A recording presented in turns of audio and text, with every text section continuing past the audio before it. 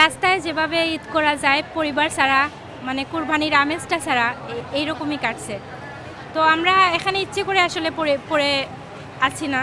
আমাদের যদি দাবিগুলো ঈদের আগে মেনে নেওয়া হতো তাহলে কিন্তু আমরা বাসার ঘরের মেয়ে ঘরে ফিরে যেতাম, কিন্তু হলো গিয়ে ওনারা আমাদের দাবিগুলো মানতেছেন না, আমাদের রাস্তায় বসায় রাখতে বাধ্য করতেছেন, যার কারণে আমরা এখন পর্যন্ত রাস্তায় আছি। আমরা সরকারি কর্মচারী, আমরা হলো গিয়ে সরকারেরই মানে বিভিন্ন নির্দেশনা মোতাবেক কাজ করি। আমরা হলো গিয়ে ওনারা যেই নির্দেশনা দেবেন সেই নির্দেশনা পালন করতে আমরা বাধ্য, কিন্তু হলো গিয়ে আমরা এখানে আসছি, আমাদের ওই যে প্রজেক্টটা বন্ধ হয়ে যাবে এবং ওনারা আউটসোর্সিংয়ে নিয়ে যাবেন, যার কারণে হলো গিয়ে আমরা যাতে এই জনবল সহ রাজস্বকরণ করা হয় এবং আমাদের কর্তনকৃত বেতন যাতে আমাদের ফেরত দেওয়া হয় সেজন্য মূলত এখানে অবস্থান করা। এক্ষেত্রে ওনারা যদি দাবিটা আমাদের মেনে নিতেন তাহলে কিন্তু আমরা এখানে অবস্থান করতাম না। ঈদ খুব খারাপ কেটেছে এক কথায়, কারণ হচ্ছে আসলে এইখানে যারা আমরা অবস্থান করছি আমাদের জীবনের প্রথম ঈদ যে আমরা রাস্তায় কাটিয়েছি এবং মনে হয় এটাই শেষ ঈদ, আর জীবনে যতদিন বেঁচে থাকবো এই ঈদটা মনে থাকবে। ঈদের দিনে একজন আপু ছিল 4 বছর বাদে ওনার স্বামী বিদেশ থেকে এসেছিলেন, ওনারা একসাথে ঈদ করতে পারেন নাই।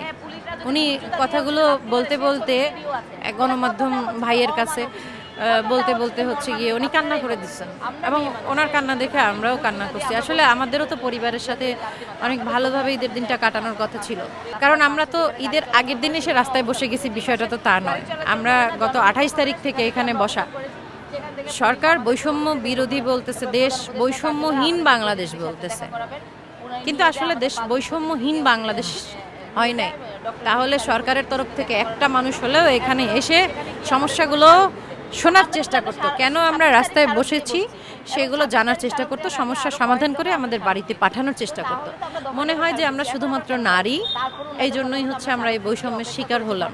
এখানে আমার মুসলমান বোনেরা এখানে তাদের সব আনন্দ বিসর্জন দিয়ে কুরবানি দিয়ে এখানে বসে আছে, সেখানে আমরাও তাদের সাথে সমবেতী এবং আমাদেরও একই দাবি নিয়ে আমরা এখানে বসে আছি।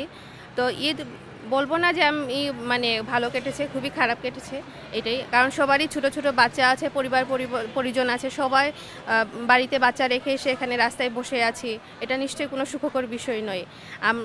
আমি যেমন মা, আমাদের যে উপর মহলে যারা নারী আছেন, আমাদের উপদেষ্টা মহোদয়, আমাদের পিডি মহোদয়, আমাদের নারী কমিশনের যে মহোদয়, সবাই নারী, সবাই মা, সবাই কিন্তু সবারই একটা পরিচয় কিন্তু সমান, আমরা সবাই মা। তো উনারাও অবশ্যই জানবেন যে সন্তানকে বাড়িতে রেখে এসে এত দূরে দিনের পর দিন পড়ে থাকা কত কষ্টের, উনাদেরও এই অনুভূতি থাকারই কথা আমি আশা করছি। তো আমি চাই আমরা যারা মহিলারা এখানে পড়ে আছি, যারা সন্তানদেরকে বাড়িতে রেখে এসে এই কষ্টের মধ্যে আছি, আমাদেরকে যেন আমাদের দাবিগুলো শুনে আমাদেরকে বাড়িতে ফেরত পাঠানো হয়, সেই দাবি আমি জানাচ্ছি।